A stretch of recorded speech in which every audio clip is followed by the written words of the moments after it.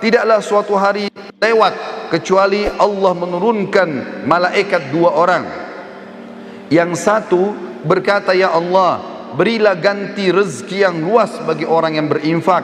Dan yang satu lagi mengatakan, ya Allah, berikanlah kebinasaan dan kesempitan hidup bagi orang yang kikir.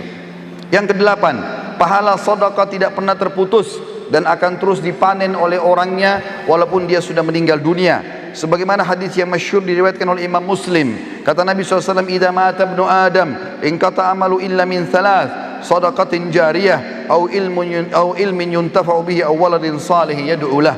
Apabila anak Adam meninggal dunia maka terputus segala sumber pahalanya kecuali dari tiga, sedekah jariyah.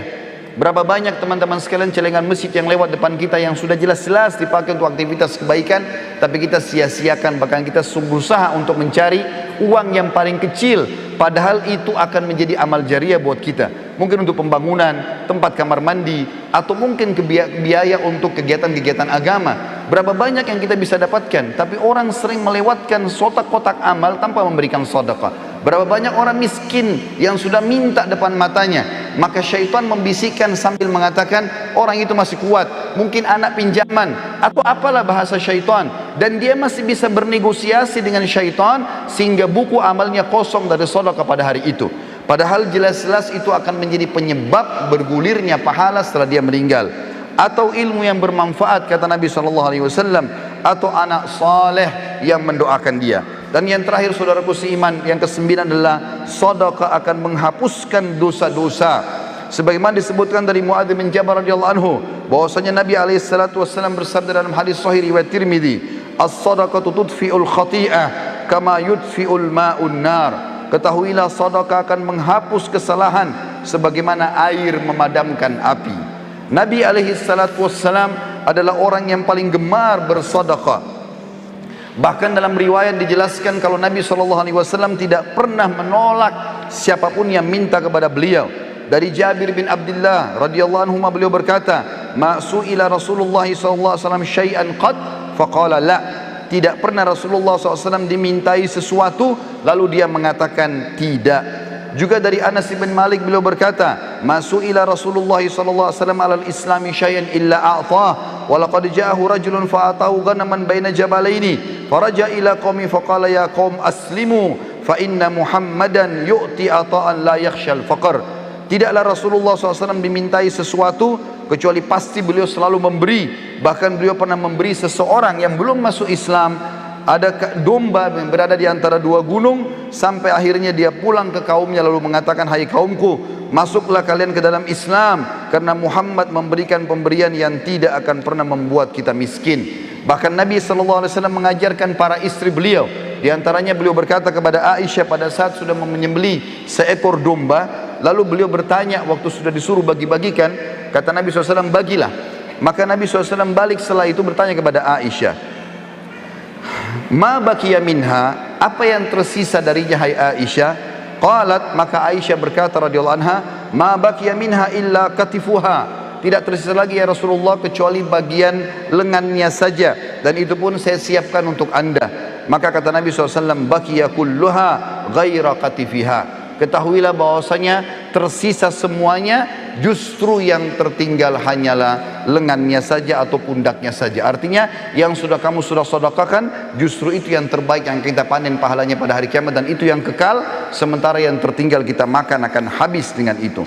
Begitu pula dengan banyak sahabat Nabi ridwanullahi alaihim yang luar biasa dari sisi infaknya, Abu Bakar, Uthman, dan luar biasa, mereka tidak pernah menolak sesuatu. Abdullah bin Umar pun radhiyallahu anhu, beliau pernah ingin sekali makan ikan, lalu kemudian datang seseorang fakir mengetuk pintunya sementara dia lagi puasa dan akan berbuka puasa. Maka dia bilang sama pembantunya, berikanlah kepada orang miskin ini. Maka pembantunya mengatakan, tuan, bukankah anda lebih butuh dengan masalah ini? Maka kata Abdullah bin Umar, sesungguhnya Allah mengetahui kalau Ibnu Umar menyukai ikan tersebut, dan pada saat itu Allah menginginkan aku memberikan yang terbaik, maka berikanlah kepada dia. Lalu kemudian dia berbuka puasa dengan kurma yang kering.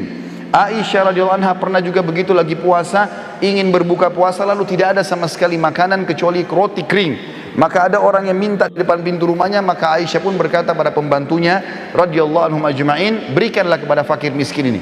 Pada saat diberikan, pembantu itu mengatakan, apa yang akan kita makan? Buka puasa tidak ada makanan.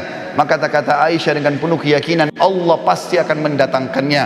Sebelum menjelang azan maghrib, datanglah seseorang dari penduduk Madinah memberikan seekor kambing yang utuh, diberikan dengan dihiasi dengan minyak samin dan za'faran, utuh diberikan ke rumah Aisyah anha.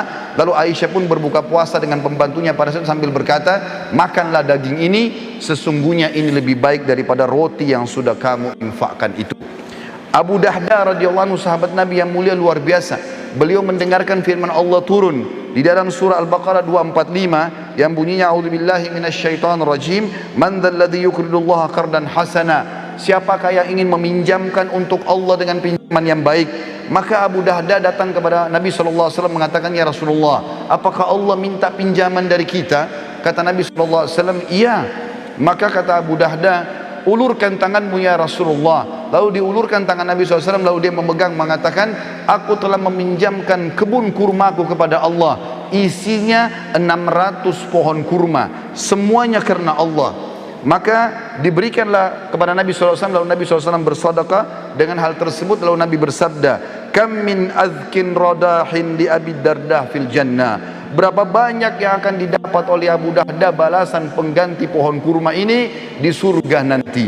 Terus Nabi SAW ulangi sampai banyak di antara sahabat yang menangis melihat sedekah tersebut. Abu Talha radhiyallahu anhu juga bersedekah dengan luar biasa. Beliau punya sebuah kebun kurma namanya Bayruha. Itu luar biasa indahnya dan ada mata air yang dingin di situ.